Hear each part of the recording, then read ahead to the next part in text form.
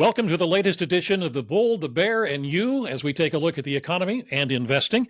I'm Stacy Smith, and with me today to talk about the economy and investing is my panel of experts, and they are Carrie Coghill of Coghill Investment Strategies here in Pittsburgh, Frank Rossetti of HF Management Company, Kim Forrest of Boca Capital Partners, and Michael Godwin of Fergasso Advisors. I want to thank all of you once again for joining me for The Bull, the Bear, and You as we take a look at the economy and investing. So let us take a look at what has been happening in the markets, where they've been in the last 2 weeks since the last time we met, and where they possibly could be headed.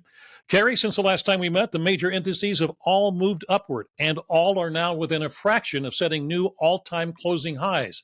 Your thoughts about this? I think it's just hard for people to actually accept the fact that the economy is doing well. Um, we kind of look at the numbers and we look at the run that we've had with the market, and people kind of forget that if you go back and look at market history, markets are every maybe 4 to 5 years we have a negative year. It's definitely more uncommon than common to have negative years in the market, but yet anytime we talk about the market, we talk about all the reasons why we think it's going to be going down. The problem that investors have is that it just doesn't happen in a straight line. So I do think that the economy is doing well. It doesn't mean that we're not going to face headwinds. We surely will at some point. I think the reason people are so jaded, Carrie, is because the last three things we've lived through are COVID, which was a huge drop, '08, which was a massive one. And even though the dot-com bubble wasn't a big recession, technically speaking, from a stock market standpoint, particularly large cap growth and tech, and Kim can speak of this, that was just massive as well. So normal market pullbacks, which happen, as you mentioned, frequently, investors think that if you have a 5 to 10% correction, the shoe's about to drop and it's going to fall off to like 30 or 40% when the data really aren't indicating that. You pointed out that the economy is still doing pretty well. It's humming along. I'll be the first to admit that I'm very surprised that the market has been able to withstand rates this high. And, valuations are rather stretched too, but the economy does look to be pretty on solid ground. If I can interrupt here just for a second, when you mentioned those three drops in the market, at least on two of them, there was a nice solid comeback. The last one with COVID, I mean, it was a very quick recovery. In '08, after we hit bottom, it moved up all the way through 2019 or 20, something like that. And then for the tech bubble burst, whatever you want to call it, that one took a couple of years for everything to start to right itself. Or am I wrong on that? I think it did, but a lot of other stocks did better, right, than tech stocks. Tech stocks in that 2001, 2002 crash, they died the death they deserved, a lot of them, that they were either overpriced or a lot of the small names weren't really companies. People were just piling in and investing in an idea. An idea, right? And there was really nothing behind it. What I think people are really afraid of, and you're bringing this up, Stacy, is that the decline is not only going to go down and further down than where it is right at the moment when down is down, whatever that is, but they're really worried that it's going to be like the 10-year recession that happened in '29. And, we're running out of people that were alive in 1929, but we still look back and we're afraid of that.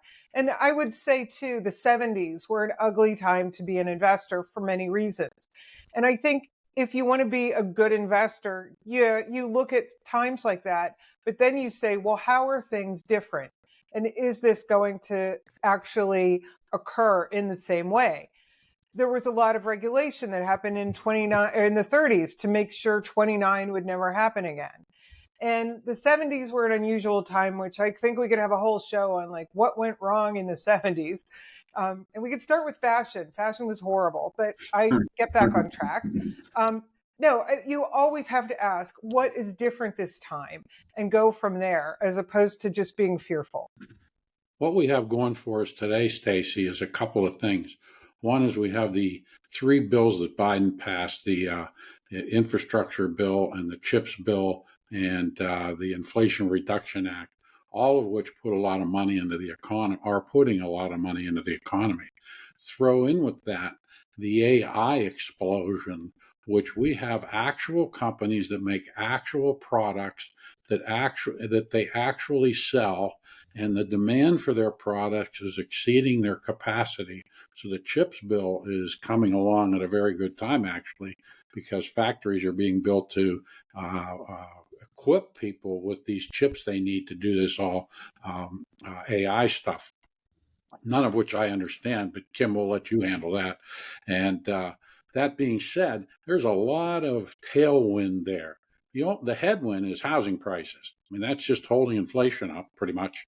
And some think that the next headwind will be energy prices because there's not as much drilling and China's coming back a little bit. So the demand will start sucking some of that excess capacity off, and we'll see how that plays out.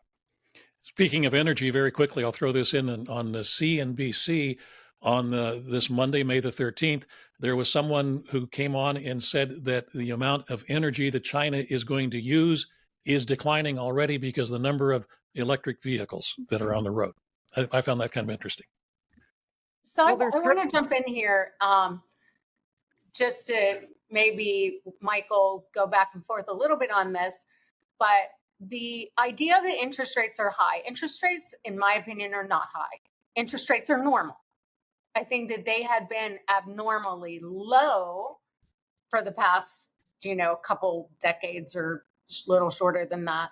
But if you go back and look historically, where we are today is actually a very normal place to be. I think, to Michael's point, the reason why it's a headwind is really it's changed on the margin, right? It's that we were used to rates at a lower level, and now they're at a higher level. So, anytime you have a rate of change like that, you would expect some headwinds that we don't have. The other thing that I want to point out is that when we look at these major declines in the market, I think COVID was an interesting one, right? Because it kind of came out of nowhere and the implications of shutting down the economies and everything else. But we could still go back in time and look at what happened during the Spanish flu and how the dynamics of that played out. With, the 2008 crisis, for those of us that were, for some of us, let's say, that are in the profession, we knew that something was wrong. There were people out there that knew that the what was going on with subprime was something that was not going to end well for financial institutions in particular. And for us professional investments that are working directly with clients, what we did during that time is we got out of financials. Now, I didn't know things would blow up, obviously, to the extent that they did, but you could see it. And then you go back to Y2K. For those of us that were connected, you could see that these companies weren't making money and their valuations were really high. So, and again, correlating it to history, we have the same thing happened to the railroad companies in 1900, 1903. So, when we talk about investing and the value of having a professional person guide you, this is one of the values that we bring to the table. It's hard to understand what kind of investor to use, but I'll just throw that out there. I know that's something that we want to cover today. Good. I'll jump in there if you Sure. want. The first thing, yes, Carrie's right. We could see this stuff coming. I think the timing is everything in this, right? I mean, Alan Greenspan saw it coming in 1996, which was 4 years before the actual bubble burst. And if you'd gotten out then, I certainly wouldn't have had it. I wouldn't have a job. I think I would have been fired by every one of my clients had I done that. And then going back to Carrie's point on interest rates, yes, this is more normal from a longer term standpoint, without a doubt. And as we talked about before, I think it's the base effects or the base changes from where we were to now, which is a huge deal. And I would make the argument, Carrie, that it's not really normal for millennials and the Gen Zers, people who are maybe first time home buyers here, where interest rates have gone up quite a bit. They're the proverbial S out of luck in terms of trying to buy a new home with rates this high. But the big reason why I think the stock market hasn't fallen that much because of, or inflation hasn't come down that much because of the Fed raising rates, is because home prices being the biggest component of everybody's monthly bill, everybody has locked in a mortgage at incredibly low rates. And then we talked about this a bunch. Nobody's really moving. It's not impacting anybody yet. So I think there's going to be more to be seen in terms of what the Fed needs to do to bring inflation down, because I still think it's a little bit stickier than most people anticipate. All right. And- go ahead quickly. Oh, wait, I want to touch on what you were saying about energy prices, Stacy. Okay. So we don't really recognize this a whole lot, but electricity generation in China is mainly coal. So what they're doing is they're going from internal combustion to coal, because if you're charging your car in China, it's not friendly energy, we'll just say. But, that's up to China to decide and the people that live there. But, any kind of lower demand from China on oil prices should allow prices to lower for the rest of the world. Okay. We need to take a break. We'll be back in just a moment. Welcome back to our discussion about the economy and investing. All of you have stated, generally, the markets always do look ahead. We've just talked about how they rebound after even a recession. And if that is the case, and if speculation is correct at this moment, at least one rate cut is coming, according to those who speculate on these things, by the Fed. And that means that in all probability, the price of bonds will go down, or rather the price will go up, and the yield or the interest rate that bonds give will go down. I got it right? Price goes up, yield goes down. I mean, it's easy, but you get confused over it for whatever reason. So with that in mind, is now the time to try to lock in some sort of guaranteed income with those bonds? I mean, if the price is low and if indeed rate cuts are coming, would this be the time to do that? Let me start with that, Stacy. Rates are not that high, so I don't think people should get too enthusiastic about extending their terms in order to make a capital gain in bonds. It's reasonable to extend it out from tomorrow's maturities and try to lock something in for a period of time. But I wouldn't be going out 30 years with too much money in this environment, because we just don't know what will happen going forward. And I don't think that the risk reward relationship to get 4.5 instead of 4.4 makes sense to take that kind of a risk. And that's where the longer bonds are, in the mid fours, depending on which maturity you're looking at. So yes, it makes sense to take some of the money out of money market funds, if that's where it is, and lock in the 4 or 5% return you can get, or go into the corporate side. Be careful, but go into the corporate side and maybe grab 5 or 6%. But be careful, because corporation things change. As Kim once said, bad things happen to good companies, and I've repeated it many times to many people. And that being said, yes, I suppose you can get a little more aggressive than we have been, but I wouldn't get too crazy about it yet, simply because I think these rates are just going to sit here for a while. Personally, I don't think they're going anywhere, much of anywhere, as Kerry tends to think. I think. Anybody else on bonds? When you're looking at bonds and should you be buying them and how much should you buy, it's very hard to look at that in isolation. When we look at different asset classes, whether it's bonds, whether it's stocks, whether it's commodities, you really have to look at what you're trying to accomplish as a client, as an investor, and what's the relationship between the different asset classes. And when you understand the components of an overall portfolio, then you can stress test it against things like interest rates going up or inflation going up. Because, the dynamics of why you own bonds is really as a separate asset class that can provide you with performance at times when other asset classes aren't performing. the idea that anyone thinks they know where interest rates is going is just, as you said, it's complete speculation. And, people that are saying, oh my gosh, I can go out and get a CD for 5%. Well, yeah, because inflation is high. So you're not making the kind of money that you think. There's a relationship between interest rates and inflation.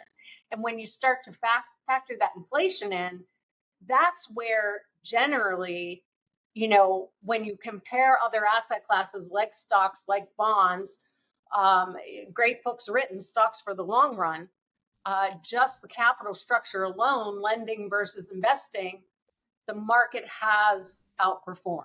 So it really comes back to a client's objectives and what their risk tolerance is. I'll go to two things on that. One, just from a pure investment standpoint, the yield curve's inverted. I think rates stay probably a little bit higher for longer. I think the Fed cuts one time this year, Stacey, just to save face. They don't need to cut. They're just going to cut because they've been talking about they needed to cut a while ago. So they want to save face and do that. So if it were me, I'd probably stay a little bit shorter on the curve and get paid to wait a little bit. Only when you start to see unemployment go up quite a bit, which would signal the Fed drastically needs to cut more, is when I'd extend duration. That was point one. And then I had another point, which was going to be controversial, and I kind of forget it on my little diatribe there. So I'm going to let Kim jump in, and I'll think about it, and I'll come back. Well, it's interesting. You talk about maybe one rate cut. Kim, many sessions ago, you made the point that you didn't think the Fed would make any rate cuts before the presidential election. You still feel that way? I wish I did, but I don't. I think they're really determined to do one before. I know this is kind of crazy. I'm not somebody that is all conspiracy theory minded, but I see the other areas of the world that we need to pay attention to, which is China and the EU, and they're both hot to trot to cut rates. I think there is a political issue now with cutting rates, and that is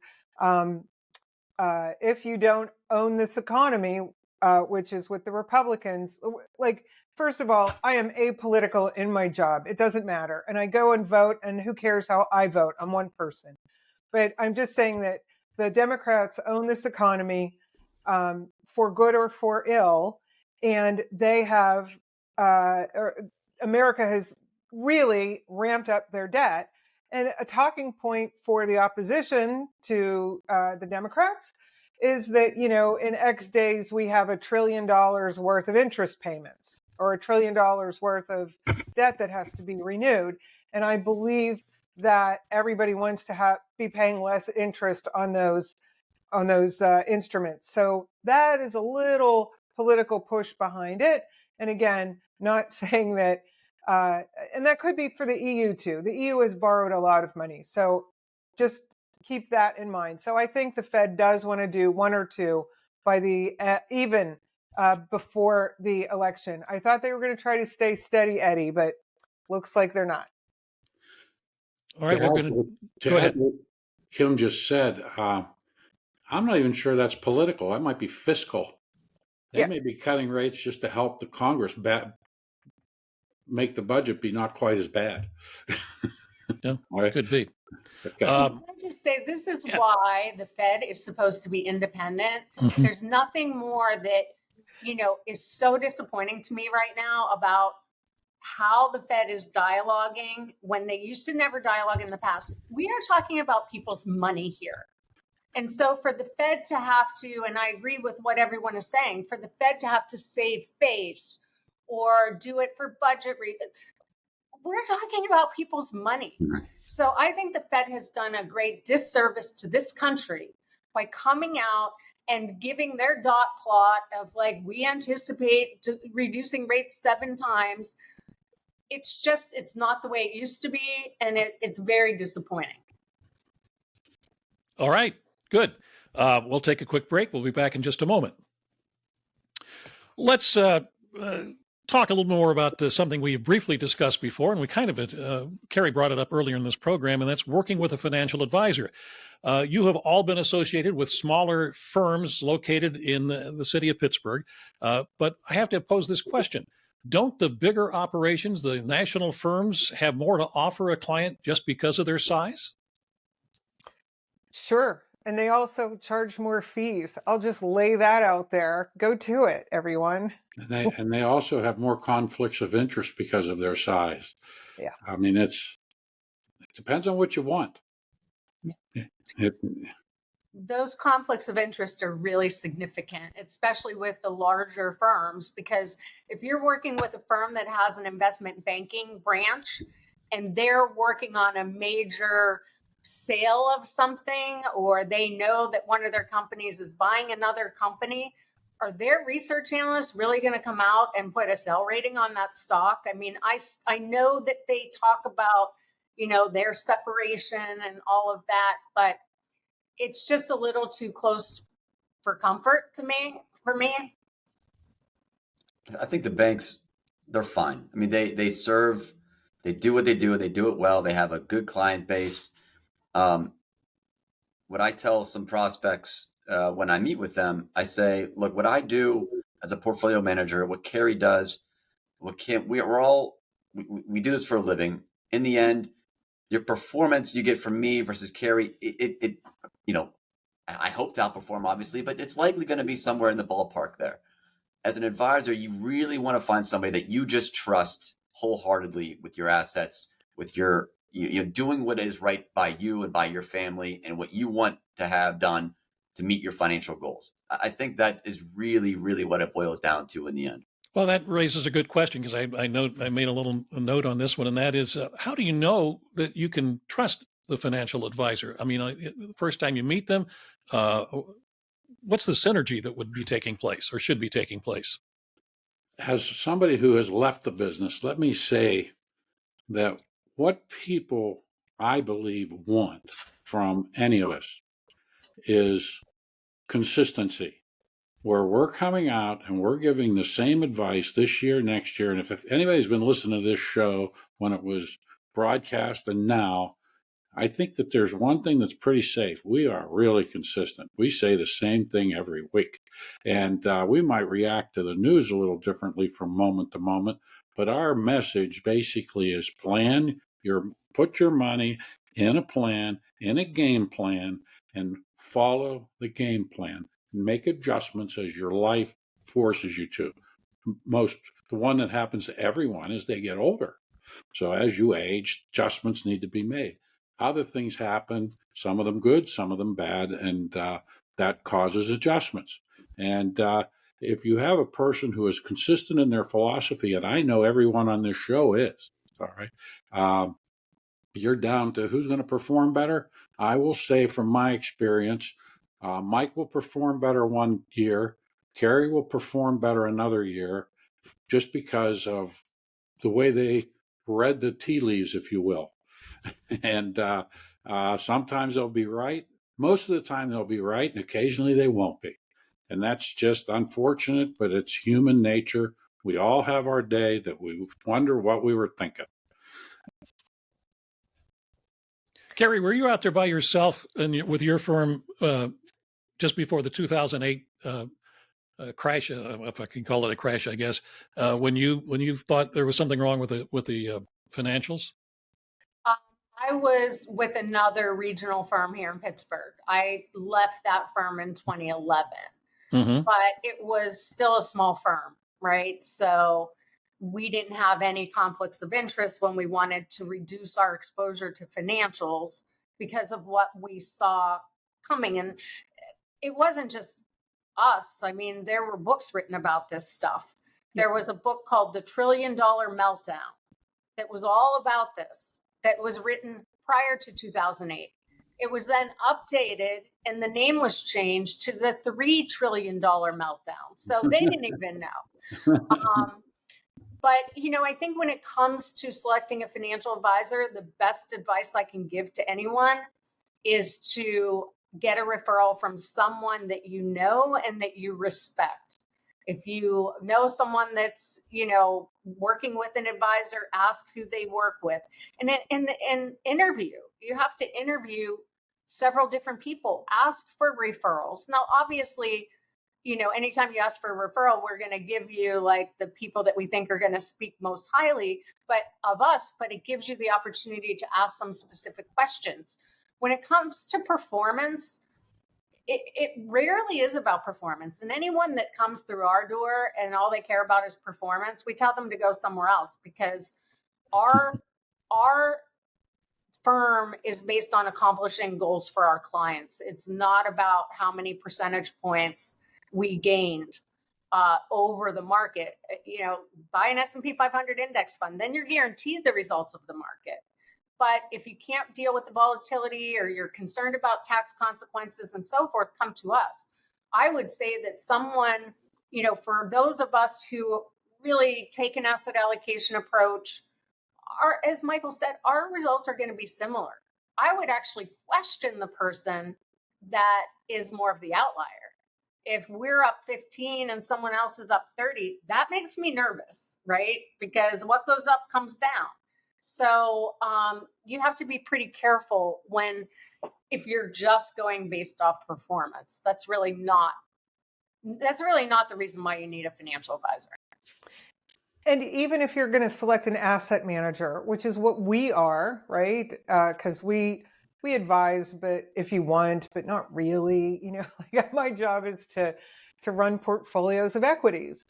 That being said, when you are chasing performance, beware, because you are going to get that performance, but you are probably not going to understand under what conditions it's not going to perform.